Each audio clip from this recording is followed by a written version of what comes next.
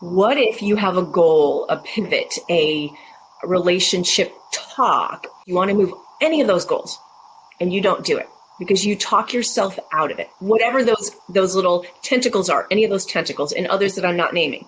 So then you move forward in your same situation and you wonder. It's always there. Should I have done it? Would it have made a difference? Where would I be now? But you don't know because you didn't give yourself a chance. So that's what I tell people is, what's the worst thing that can happen? It doesn't work and they say no, but you tried and you at least say a job, you go there for an advancement, there's an opening and you say, I think I'm perfect for it. And they somehow come back and say, well, not yet, or you're almost there, or whatever that conversation is. You've at least advanced your possibility. So they'll be watching you. We believe that you are strong by design, and you were made in God's image to have a strong body, mind, and spirit. You're listening to the #1 Strength and Health Authority podcast in the world. So let's get ready to unlock your potential and transform your life in today's episode. Hi, and welcome to the Strong by Design podcast. I'm your host today, Coach Tonya, and I have a very special guest with me today. Also someone who's become a very special friend to me, the fabulous Maureen Famiano. Now, if you haven't heard about her or heard of her, I have to wonder where you've been, because this woman is a powerhouse and she has done all kinds of amazing things for the Tampa Bay community. Maureen is an award-winning media specialist, speaker, and author. She co-authored a #1 best-selling book, Best Business Minds in Tampa Bay, and co-authored the book, Step Into Your Brilliant Purpose. 2 more books coming out, so you want to stay tuned for that. She is also a very highly sought-after public speaker at events, and she has a phenomenal TED Talk that she does, which has become a go-to for me, and we're going to talk a lot about that today. So I'm going to stop talking and welcome Maureen to the show. Tonya, it's so nice to see you. Thanks for having me. And you are a dear, lovely woman. So it's a pleasure to be here and an honor. Thank you. Oh, well, you're welcome. So let's just jump right into this. You and I met you, I guess it's coming up on a year now. Yep. Right? About a year now. And so we met at a networking event and we talked a little bit, and you told me that you had done a TED Talk, and I love TED Talks. So I was like, oh, wow, I'm actually talking to somebody that's done one, like in person. And you had told me that you were going to, we would connect in email and that you would send me the link if I was interested. And I was. And I have to tell you, I probably listen to that 2 or 3 times a month, that TED Talk. That is sweet of you. Well, that that just tells me, though, Tonya, that the message in there hit home. And that's what I love to hear all the time. It's not for me. It's a reflection of my journey. But if others think and pause and listen, they have their what if moments all the time. So I love hearing that from you.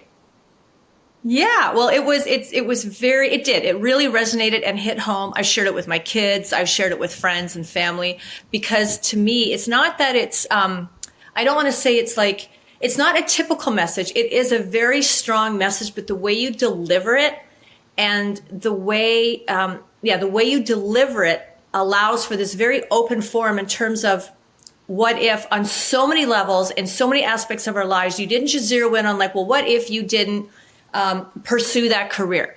You actually present it in a way of like, what if for your entire life, which is very, it just allows you to reach so many people, whatever their age, whatever their circumstance, whatever their dreams or goals, to really sit back and go, yeah. Well, you are super sweet by saying that. That makes me feel so good, because that's the goal. And when I was practicing with some colleagues before delivering it, I said, can you guys just listen and give me some critical, constructive criticism? And it was funny. During it, both people who listened went off as we were talking in person and by Zoom. And I said, are you still there? Because they were doing exactly what you're talking about. They were in their what if journeys, that they had to share it with their husbands, with their brother and sister in some respects. And I was like, well, awesome. But did it make sense? Do you get it? They're like, yeah. And I was like, okay, good. So that makes me feel really good that you're saying that.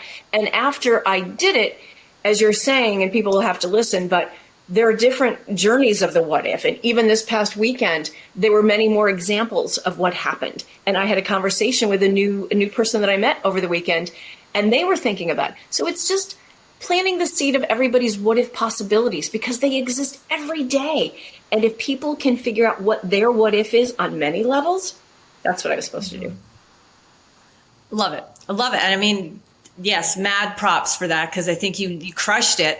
So I'm sure people listening are going, well, what is this? What is the what if they're talking about? So I would like you to talk about, because I consider it a mantra. I really do, because it's something that serves a purpose on many levels and many layers in a person's life. Because I think any given day, we have several what ifs, and a lot of them just kind of go over top of our head because, we get caught up in things like deadlines and children and obligations and things going well, things going not so well. Like there's just so much, like when you take an hour or like just a day, we'll take one day.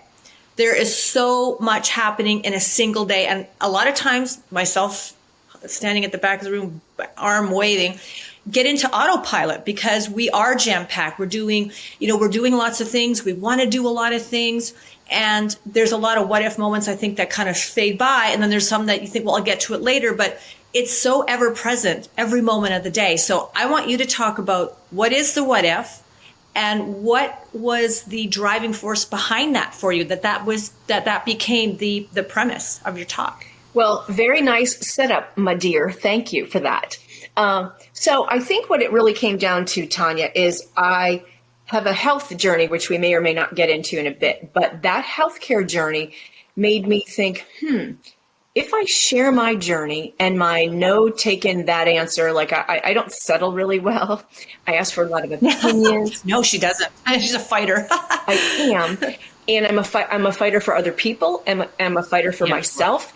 And I think really I went into my TEDx talk with, okay, I need to share my journey in colon cancer battling with other people because they will know I got on the other side. And if they fight and ask questions and be their own advocate, maybe they can too.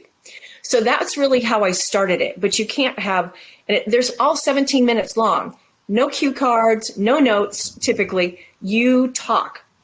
And it couldn't really all be about that. So I said, it is about my what if journey with that. What if I had settled? What if I had taken the very first opinion from a surgeon that I needed to do it this way? My life would be totally different on many levels. And then I had another moment in this journey 7 years later where another bunch of what if scenarios, if I had settled, if I had gone their way, but I didn't. So that journey made me think, maybe I should share, because my goal in all that I do, and you know this, is really to help others. It's not about me. It's about what I can do to advocate for other people to figure out the journey. I didn't have anybody guiding me, and I had to be my own guide. But if now I can guide other people, that's what I needed to do. So in preparing my TEDx talk, you have to give your topic. So as I was thinking about expanding from the healthcare journey of my what if and not settling, I realized, oh my goodness, there are a lot of what ifs, which to me was always there, not knowing and not really putting a name to it. But it's been there for a long time, from career in broadcasting to my journey moving, knowing nobody in my career advancement, to having a family, to situations with my kids that I never settled. And then I want to encourage people, well, what if you're in a situation with your work, and what if you think you could get that promotion, or what if they overlook you because whatever the reason is? Well, you've got to fight for yourself, because if you don't, who will? So what if you fight? What if you empower yourself? Wow, it could be really cool. And as we met at the networking event about a year ago, we both could not have gone that night. There are lots of things happening, but we both did. And what if we hadn't? Exactly. It would have been a delayed. I almost left twice. Right. I know you told me that. It would have been a delayed meeting because we would have met, but it would have been a delay in just a nurturing, lovely relationship that began then. So it's just all that. And people have to give themselves, and I get frustration. I get, no, I can't speak up for myself because of past situations in that career or job or whatever, or relationship, whatever it is. But if you believe and if you speak up and if you question, wow, it could lead to so many things. And every single day I have new what ifs. Even this past weekend, my daughter had a situation. I said, my daughter's name, I said, Hannah, I said, what if? And it's funny, Tonya, with me, when I do different things, that people now repeat it to me without prompting. And I'm like, yay, that's my goal. Yeah. So, yeah, that's a little bit of it. Yeah. No, it's fabulous. And like, for those of you listening that are one, don't go trying to look for it now, because we're going to put all that information in the show notes, and also get Maureen just to voice that off before we close. But we'll provide all of these links so you can find her, you can listen to the talk. But getting back to, we are going to get into your healthcare journey, because that was also a big part of, I think, like just it allowed me not only to get to know you better, but allowed me to also get much more deeper into the Tampa Bay business community and knowing people, which was a big, because I had a lot of fear, a lot of stuff coming to Tampa and all of that. And, meeting you that night and listening to the what if, I thought, okay, well, I did walk in this room tonight, even though twice I was going to leave because I didn't know anybody. The person that was supposed to meet me there was unable to make it. And I was freaking out. I remember, I forgot, but I remember you told me that. Yeah, I was freaking out. But then when I got home that night, I thought, well, yeah, what if I had not gone, I wouldn't have met this woman who has so much energy and just seems so vivacious. And so I listened to it that night and I thought, yeah, what if I hadn't, and it's been the thing now, because there's still, like a lot of little daily startups, weekly, monthly startups. And I just, okay, well, what if? So I kind of look at it not only as a mantra, but to me, your what if TED Talk is like the Swiss Army knife in my toolbox. If I need a screwdriver, it's there. If it's Phillips head, flathead, a bottle opener, a knife, it's got all those little in a very succinct, small package. Everything I need to get me through to the next thing, to do the next thing, is in the TED Talk. So I call it, when I emailed you about being on the show, I referred to it as a mantra. Oh. That is so nice of you to say that. That was my goal for many people on many levels. And it's empowering people to believe in themselves, empowering people to not settling, and empowering people to trust their gut. If you don't trust our gut for what if, well, who else will? We've got to believe in ourselves. And that really, really makes me happy. You've mentioned it a couple of times in the past. We're always busy. Hey, how are you? Quickly, and we move along. So this is very... it checks it's making a difference box. And I love when I hear that from people, because if I in my little world can help people be stronger believers in themselves, it just makes people better. And my other mantra is together we win, because I believe that. So if they can put those two together, trusting their gut, which is the what if mantra, and then being together we win, is just collectively we're better. If we listen, if we engage, if we lift people up, it matters. And the world is so busy. It doesn't have to be busy. But if they can have takeaways like apparently you did, and you're using it, which is surprising and lovely, because I think you are bigger, better, stronger than you think you are, then it makes me happy. So thank you. Yeah. Oh, you're welcome. I'm going to ask you a question, and I have an idea, I know how I think about it, but with your TED Talk and the whole what if philosophy, what would you say to somebody that says, well, okay, yeah, so what if I don't do it? Okay. But what if I do and things blow up or don't work out? Because I think a lot of times as human beings, we are almost more prepared for and comfortable with going forward with something, knowing it's probably not going to work out, because we a lot of times get ourselves used to, we make, I don't want to use the word failure, but when things don't work out or don't go the way that we think they should, we see, here we are, this is my end result, and I see it happening this way. But life sometimes goes, well, we're going to get you there, but you're going to have to go all these different ways to get there. So somebody that would look at you and go, well, what if? Great. Okay. So if I do it and then it doesn't work out, then why bother? What would be your response to that mindset? So here's my response. I would say, again, what if you have a goal, a pivot, a relationship talk, a goal, whatever that is, you want to move any of those goals, and you don't do it because you talk yourself out of it, whatever those little tentacles are, any of those tentacles and others that I'm not naming. So then you move forward in your same situation and you wonder. It's always there. Should I have done it? Would it have made a difference? Where would I be now? But you don't know because you didn't give yourself a chance. So that's what I tell people is, what's the worst thing that can happen? It doesn't work and they say no, but you tried and you at least in the, say a job, you go there for an advancement, there's an opening and you say, I think I'm perfect for it. And they somehow come back and say, well, not yet, or you're almost there, or whatever that conversation is. You've at least advanced your possibility. You probably leave that meeting with that supervisor saying, I didn't know they were ready. I didn't know they were interested.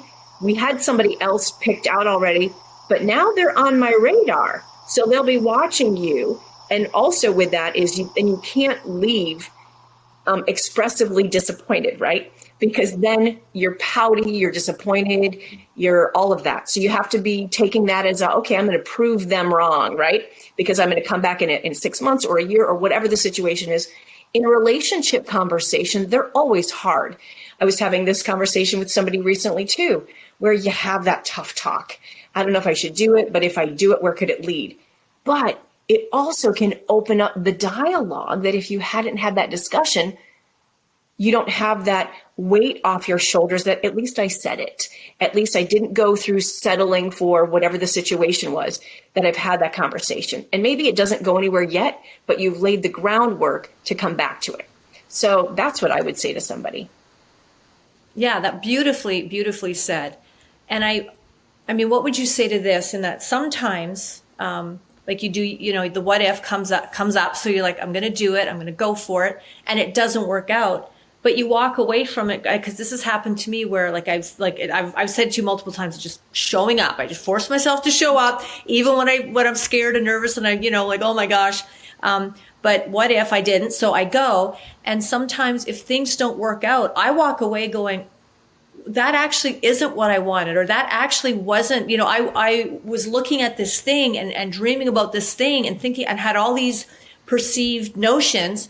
So I showed up, or I did the thing and it didn't work out, but I'm like, well, now I can fine tune that list again, like these things. It's, what would you say to that? Well, I would say we all have a preconceived notion of the networking meeting, the group that you're meeting up with, the relationship, whatever that looks like, or even a job or a career. But if you don't put yourself out there, what if you don't, then you'll never even learn that, that wasn't really what I wanted to do. So then you're better prepared to then say, maybe I was wrong. I didn't really want that. I want this other thing. When I was in charge at NBC of our internships in my morning show television career, I loved internships. I loved the interns that came in because I had 4 in college. I was like the crazy one, like busy. But I loved being a sponge and learning and growing and asking questions that I would tell people all the time. And this was television broadcasting. I said, so you're in a pretty big company with lots of different tentacles, a web area, a newspaper area, and the TV area. And I said delicately, I said, so while you're here for your probably 3-month visit, right? I said, so be a sponge, ask questions. Within reason, take a little visit to the other departments, because my bet, because I love broadcast television, you're going to love this, but I could be wrong. But what if you go to another area and you discover that you really love the web world or digital, or you really love, sadly, it's changed really since I was guiding people this way, the newspaper world, because we all know that's changing into digital. But at the time I said, maybe that's where you're supposed to be. So I was kind of guiding people, again, without really realizing that was my mantra, but to figure out their lane. Come to me as an intern for broadcasting, but while you're here, explore, because you may be onto or you may discover something else you weren't prepared for. And if we settle without settling, we don't think we're settling, but I guess always be curious. And even if you get that no or that disappointment that wasn't what you thought it was going to be when you gave yourself the what if opportunity, that's also good, because then you realize, not the best fit for whatever it is, relationship, job, promotion, or a networking group in some cases too. Yeah. Yeah, it's really, again, a person's perception has a lot to do with it, because any of us can, like look outside today and be like, well, it's not the greatest weather, or, well, we really did need the rain, like, so sometimes things not working out is a really positive, really good thing, because it forces you into the direction that you're meant to be doing with the skills and the talents that you have, because I think too, a lot of times, sometimes we do sell ourselves short. So that meeting that didn't work out forces you to actually put yourself into those positions where you were valued more, paid more, respected more. And sometimes that can take a lot of courage, because it is scary. Like when all of a sudden we put ourselves out there to be more, do more, and like more responsibility, higher expectation, then I think sometimes we fall into that, well, what if I fail at what if I don't do well? But I think there's always a much greater hand at work. Fourth, like, no, I'm shutting this door, because you have to go. You got to step it up, girl, and you got to go there. Totally believe that, Tonya. Totally do, because it's like, I'm a little positive, as you know. I believe in just a little. But I believe too is it's always the silver lining. Something doesn't work out. Well, it wasn't meant to be at the moment or the time or whatever. We can't sweat the small stuff, because really there are a lot bigger issues than some things that happen. And a lot of times in our journeys, right, we always think this is the path we're supposed to go. And then something happens and we're disappointed, we're frustrated.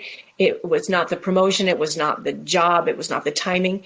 But then you know what? I think invariably, if we stop and think about it, something better happens, or a new path happens, which we're not ready for, and it's disappointing.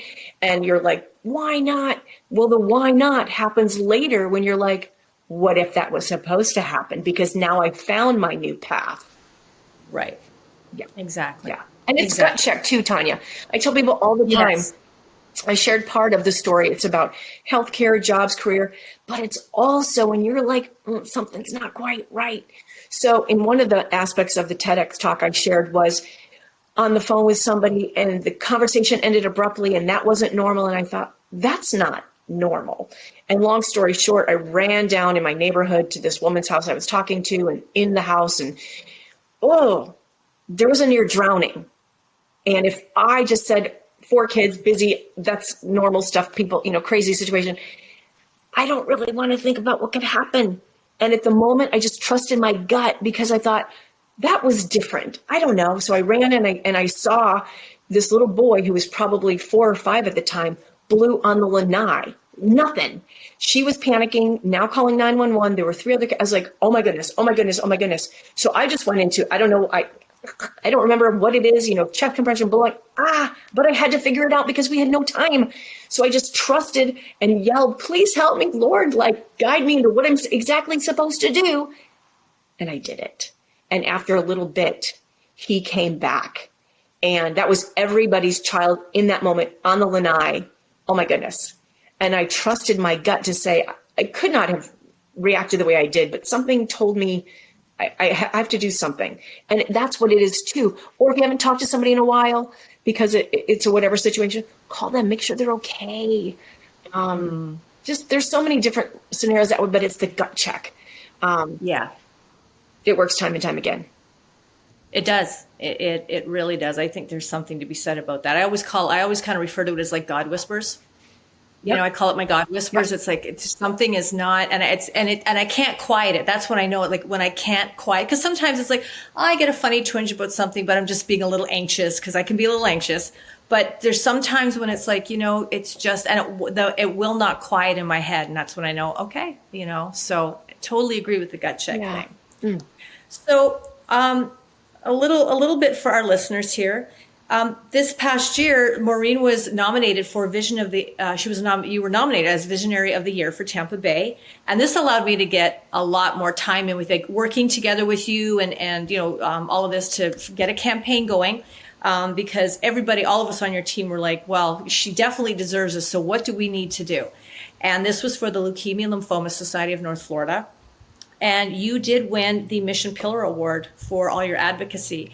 And any of you out there who are, on social media, I'm sure at some point you saw something, because this woman was hands down advocating so hard and so deeply for LLS. It was absolutely amazing. And what was really, truly like heartfelt for me. And it was that I remember our girls get together, and you mentioned that the nomination, we were all very excited. And then as we started to have those preliminary meetings and kind of just get a feel for, okay, what direction do we want to go? What are some things we can do?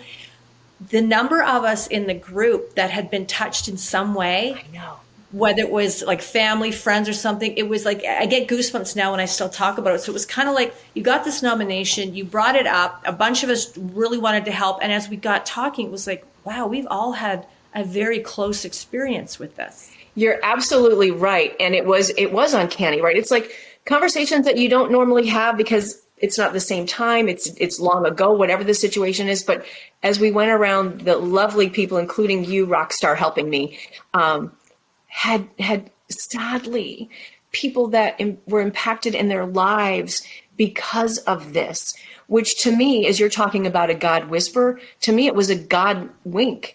Even really saying yes to the nominee. I sat on nomination. I sat on it for more than 2 months because when I commit, I have to do it. I don't just sort of maybe do it. So I didn't know if I had the bandwidth, and it was fundraising and advocacy and fundraising, advocacy all day long. So I was like, I don't know, at the end of the day, maybe this is what I'm supposed to do. So you were lovely, very lovely, and were just amazing during the 10-week journey before and after. And I thank you so much. Tonya, you were like unbelievable.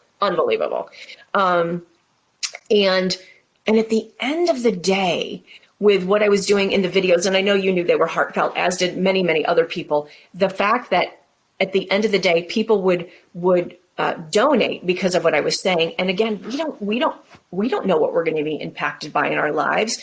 And I wasn't doing it for now necessarily, but it's the what's to come. And now I can tell people ever going down this journey, or they can reach out to me, and it's already happened. Okay, so you're going through this journey. Okay, be strong, ask questions. Here are things that are out there in the community for you. And then doing social media and videos is just in my blood. Yeah. So the fact that I was recognized for that, I was like, what? But it was the God wink of getting involved, making a difference, and collectively raising $500,000 with everybody who was a nominee. That's pretty incredible, remarkable. All of us together doing it. And we are helping people who are in the journey now and will be in the journey. So that's the best thing of all for me, is just, we made a difference. We made a difference together. Yeah, we really did. Now, would you like to, because you have you yourself have a very personal investment in, like, getting involved in this and the advocacy. And do you want to talk about that a little bit? Sure. So the reason I got involved in this was not directly impacted me, but it's the advocacy part to pay attention. So going back now 13 years, which is crazy as I think about it, because I really don't think about it as we go through our journey of things, right? So this is the quick version. So in 2010, I noticed something and I said, it's nothing because I'm a doctor, right? Of course I didn't know that. No. And I ignored it. We don't do that for our kids. We get them right in, but for us, we're busy. Right. So long story short, I went in and was referred to get a colonoscopy because they couldn't find anything in a quick visit. And there it was. And it was a tumor the size of a small kiwi in my colon. What?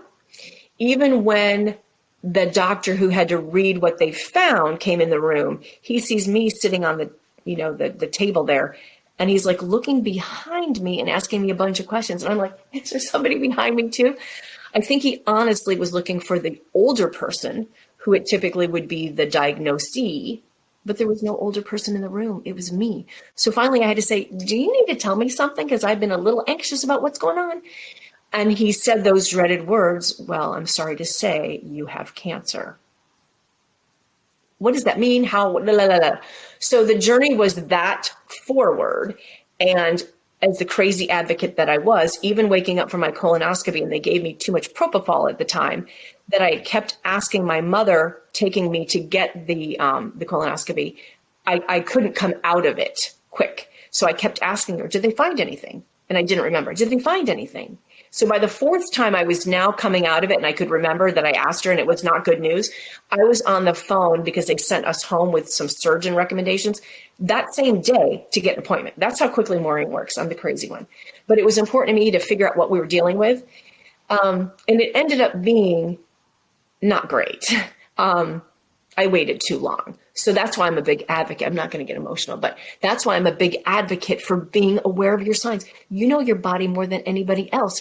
If somebody tells you, oh, it's fine, maybe. But if it's really different and you know your body, go and get a second opinion. I'm all about opinions.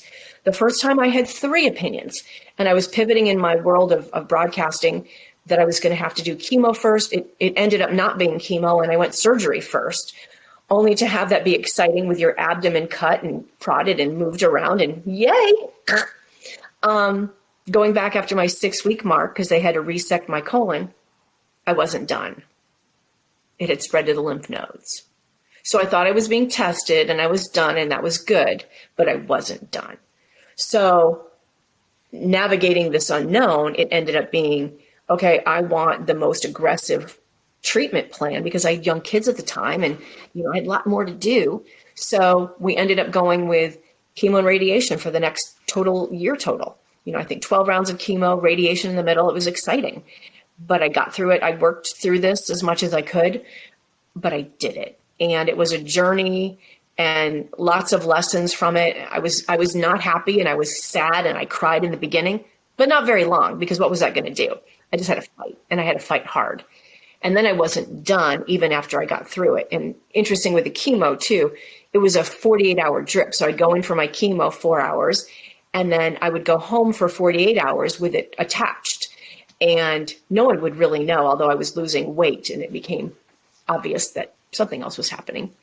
But I got through it and I did it and I succeeded. Trouble was, it came back 7 years later, and it wasn't full-blown cancer, but it became obvious that the vessel in which the polyps were forming that become the cancerous tumors was my colon, which I knew from the beginning my colon could be gone. And I remember it this millisecond, like it was that day 13 years ago, that I woke up and I felt and it wasn't there and I knew I didn't have the ileostomy. I remember it so vividly that now I was facing the entire removal. And I advocate for getting opinions, don't settle. So I asked 3 different surgeons, well, okay, if it has to go, what does that mean? Well, it meant an ileostomy. And if anybody's familiar with this healthcare journey, that's a bag that you have attached to your body. And that's what you use to, relieve your yourself, if you will. And I said, really? I know lots of people live very lovely, adventurous lives. I wanted to see if there was another way. 3 said no. The 4th surgeon said, we can try something. And I thought, the what if here. So what if we had tried that 4th surgeon's opinion and it didn't work? Well, I would have just been the same as the previous 3. Right. But we tried it and it worked.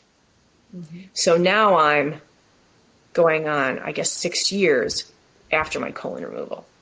And you know how vibrant I am. And never know. And I guess I don't stop. I have so much energy. It's crazy. And no one would know. I think when they hear that, they're like, wait, you? And it's not, colon cancer isn't the cancer everyone thinks of.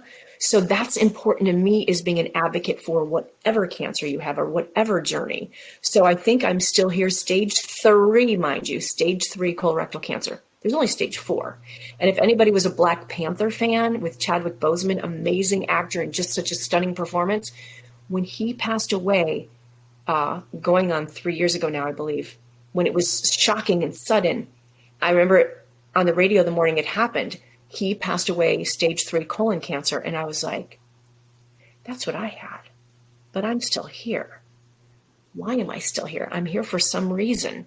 So, every day I try to do something for other people. It just matters. And that's just what I do anyway. But if I can advocate for any of your listeners who are thinking, ooh, I don't know, there's something, but I'm sure it's nothing. Well, here's the deal. It may be nothing, but you go and you get it checked out that it's nothing. But if it is something and you get it confirmed earlier rather than later that it's something, then you know what? You have time to fight it and you can get on the other side of it like me.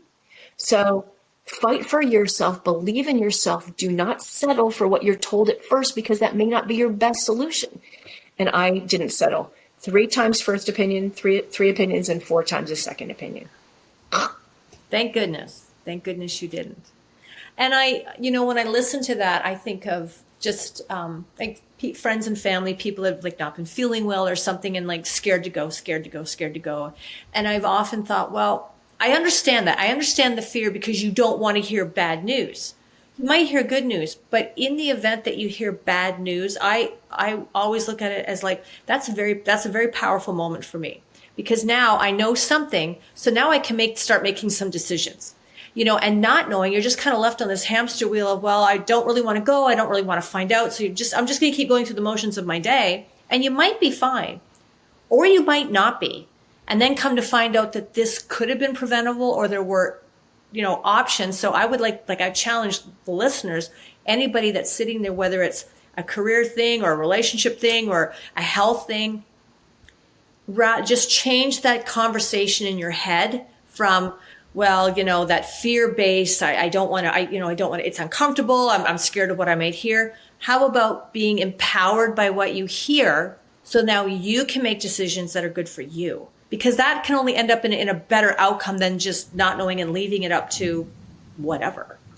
You're so right, because if I had taken that idea or my own medicine and didn't ignore it, then it may not have progressed as far as it had. But I let it go. And I remember specifically when I was noticing, and I will share with this, it was blood in the stool. So I had no pain ever. Ever. No pain, no stomach, nothing. It was just that. And my husband's Italian. We eat a lot of red sauces and pizza stuff, that kind of red. So I secretly changed our diet. No one knew. I went more bland and not red. It didn't change. So it was only after I was like, shoot, I was self medically not working. Like, I was trying to be like, that's it. No. So if I had done it earlier, then I might not have needed chemo. It might not have progressed to the lymph nodes, but I did wait. So do not do what Maureen did. I waited, and then I had to pay that price. And it was a journey. And now, I look back, not very much, but it was crazy. The journey of the chemo and the journey of the radiation, and then the journey of the chemo again, and just all that. And I remember even in the radiation room and seeing gentlemen, you go in for 28 days straight.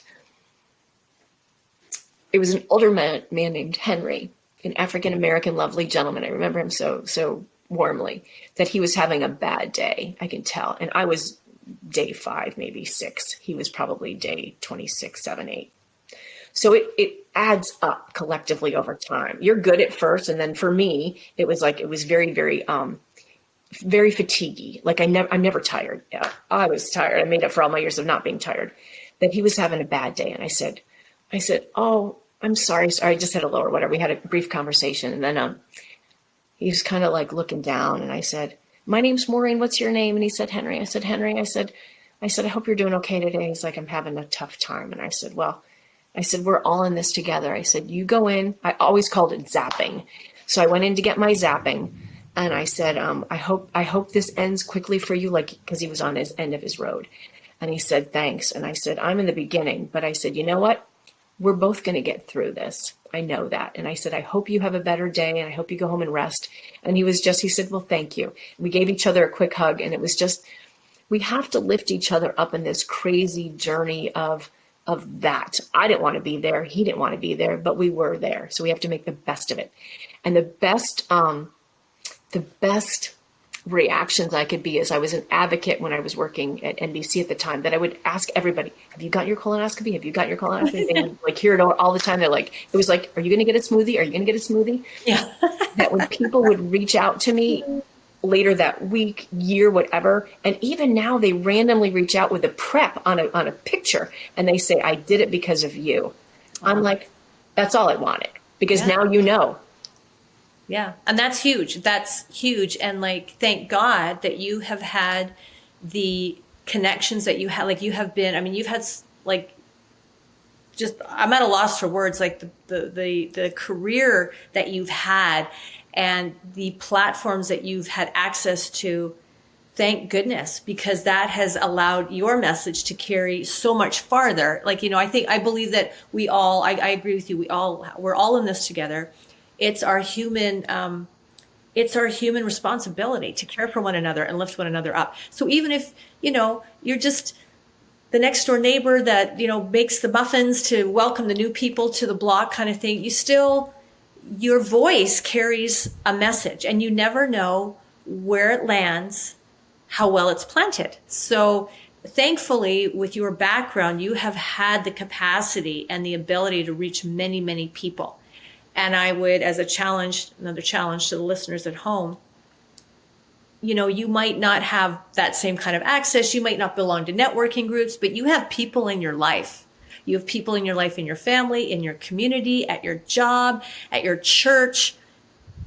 Advocate. Just advocate. Don't ever feel that don't ever see yourself as small and singular enough to the point that your voice doesn't matter, because it really, really does, because you don't know that person that you're talking to, who they're talking to, or who is being impacted in their life. Like that whole, it's a cliche, but you drop the pebble in the water and it ripples out. It applies. It applies. It absolutely does, Tonya. And you don't know that conversation. And all of my family had to get their colonoscopy because I wouldn't let up. Right. But then they got that good reaction. But other people, what's the worst thing that can happen? You now know, and you now have to figure out how to fight. And then you remember me, who fought like heck, and I'm still here. So the sooner you fight, the sooner you're going to continue to conquer at whatever you're doing. So that's everybody's journey. And then now with COVID, it's terrible. And I was just making screening appointments for family members, and it had been 2 years. Really? Well, COVID was in there because we couldn't get in. So for all the listeners, I'm sure there are probably half of them who haven't gotten through because of the screenings. Yeah. Make your screening appointment. Do it for Tonya. Do it for your loved ones. Do it. That's a challenge, because I was going to add, I like to hand out challenges. So the listeners, but with that and all the things that we are, just looking at my notes here, because I have so many notes written down. We could talk for 4 hours, but with all the things that you have going on, and like when I say that Maureen is a powerhouse, that is such an understatement, because I think in one of the first emails I sent her, I asked her where she parks her Batmobile. So I'm like, where does all this come from in this teeny tiny little package of a woman who's like this warrior goddess, who's like just going out there and taking on the world and advocating and speaking up and telling people stories and all of that. It's just like, it's phenomenal. Oh my gosh. Think about what you're too kind. No. But it gives me joy if I can tell the good stories and connect people and lift people up. You saw me in action last week because we had to help some colleagues. Yeah. I don't even think about it. It's just innate. So for me, that's what I'm still supposed to be doing, which I did before, but it's taken on different meaning with now having a healthcare message for it. Right. And then in thinking about what my journey is, it's been what if forever. And I didn't put a name to it because I didn't need to, until I stopped for a moment and said, there's a lot of what ifs there. Yeah, there really is. So a few questions. What is for our listeners, a message? What's the message you want to leave them with today? I'm sure there's probably lots, which you can, but what do you really want them, like today? What is it you want to say to the people listening today? I would say, whoever you are, wherever you are, pause maybe. Take a moment, because we don't do that. We're so busy doing all kinds of things for everybody, sometimes for ourselves. But if you pause, there's something that you want to do, whatever that looks like. You need to not settle. And you need to give yourself time to say, okay, what does that look like? And how do I move forward with that? Because we never take the time to do that. And we're halfway through the year now. We have 6 more months of 2023. That now's your time. Now's your time. So don't settle. We all have goals, and I'm not a big, goal setter at the beginning of the year, really. But we all have goals. So empower yourself to go on your own what if journey, to blossom, to flourish. And I think if you maybe write a little note down and put it in an envelope and say, I hope in the next 6 months to do X, right? And put it on your calendar in December to open up to see if you accomplish that. Maybe that's a little challenge, but if you believe in you and you say, okay, I need to pause, I need to not settle, I need to do whatever the it is, you might say, why not now? Right. Why not now? And I believe you can conquer. I love that. There you go. That's the message. If you better, go back and listen to that a few times so it sinks in. So what about a challenge? Give our listeners a challenge, like for the next 30 or 60 days. Make it 60 days. I know people get busy. So we'll be really kind today and give you 60 days. But we're going to give you a challenge. And it's just for you. I mean, we have no way to track it. No one's going to get a grade or a trophy, but I think that these are important, especially the talks that really resonate. So right now, I'm sure that most people listening are feeling very uplifted, very inspired, very motivated to start thinking about their what ifs and making some changes. So let's give them a challenge. Okay. I'm going to do a two-parter. Awesome. One is for our society. Okay. So this is something I do every day. It's free, it's easy. And a lot of times I say it doesn't count, but I find it does. So I do something called the rule of fives. So I'm going to have everybody do the rule of twos or threes. So every day you are challenged to reach out to somebody that you know and reach out to somebody that you don't know. So just send them people that you know, an emoji, a hello, thinking about you. And when you go to a store, somehow engage with somebody that you don't know. Say good morning, say hello, I like your shoes, I like your blouse, whatever the case is. You will lift that person up. And if everybody did that, we're spreading kindness. It would be a better world. It's easy. You'll love that feeling, that priceless feeling of, wow, that was fun. And you'll add to the number of those that you'll do every day. So that's what I challenge everybody to do. And then the other is just believe in you, but really believe in you. And I know, we've talked about our careers, Tonya, offline. We believed in ourselves enough to pivot and take a chance on us. And I think I'm pretty excited that I did that. I would never have done that. I wouldn't have, but I did it. And now I'm like, it's kind of like the hip surgery you don't get because you're putting it off. Yeah. But then you're like, oh, I love it. And same with you. So I challenge somebody to figure out what your passion to. It has to be something that you love, right? So many people are stuck in places and jobs that they don't really love. Well, that's not going to be good for you. And it's not fulfilling. It's not rewarding. It doesn't bring you joy. So figure out what will bring you joy. And even if it's a side hustle, start with a side hustle that can become your main hustle and try to chart a path for that. Because if you get to that point where you can make your side hustle your main hustle, you'll be a guest on Tonya's show in the future because she'll say, I did it. There you go. I love that. Okay, so you got it. This is a 2-part challenge. Really easy to do. Well, I shouldn't say it's not a complicated process. Sometimes believing in yourself can feel very hard to do, but it's just stop complicating it. And I'm going to add a third part to the challenge to get out of your own way a little bit with that internal dialogue, those conversations that sometimes we have that are a way of self-sabotage. We can just put all of that down and just start, like you said, believing in yourself and what is it that fills you up? Because when we're filled up, that spills out to other people, and then they start to. It's like a really good virus. It's catchy. It's a catchy thing. It's something we all want to catch. Want to catch more of that, right? And spread more of that. So I love that. What is up next for? I can't even. This is a loaded question because I'm sure there's a million things. But what's up next for Maureen that you can share with us? I know there's things.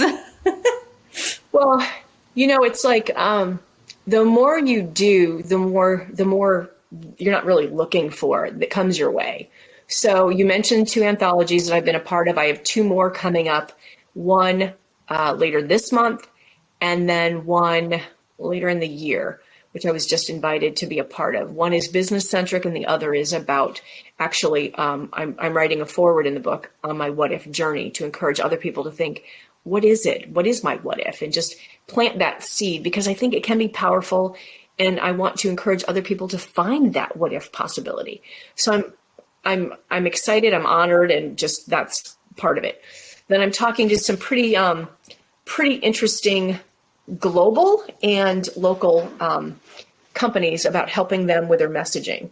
So I think it's pretty interesting, and I'm in the the conversation stages, but we've really hit it off in terms of broadening their brand and helping them grow bigger and just keep their footprint going. So I'm excited for that. And then, in October, we're going on a cruise, and I'm a speaker on a cruise, on a Royal Caribbean cruise, spreading my what if journey. So it's an honor, and I'm looking forward to that.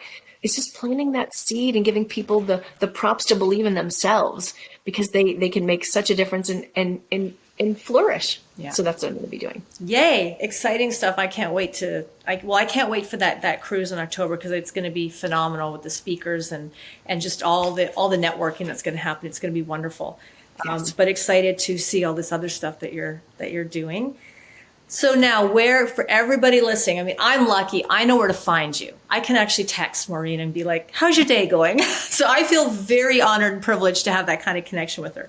But for people that that really want to find out more about you, or will definitely listen to the What If, your TED Talk. But where can our listeners find you? Sure. So thank you, Tonya, again, for this lovely opportunity. You're just a delight, true, lovely heart and spirit, and I appreciate this time. Thank you. So you can find me on social media. You can either look for me by my company name, MEF, like magnificent, enthusiastic, fantastic, media.com, mefmedia.com.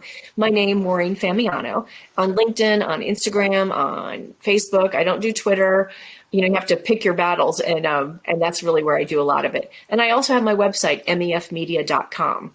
So you'll find me. I'm very, I'm busy doing my socials, but it just gets me out there and sharing, all kinds of great things in the community and beyond. And yeah.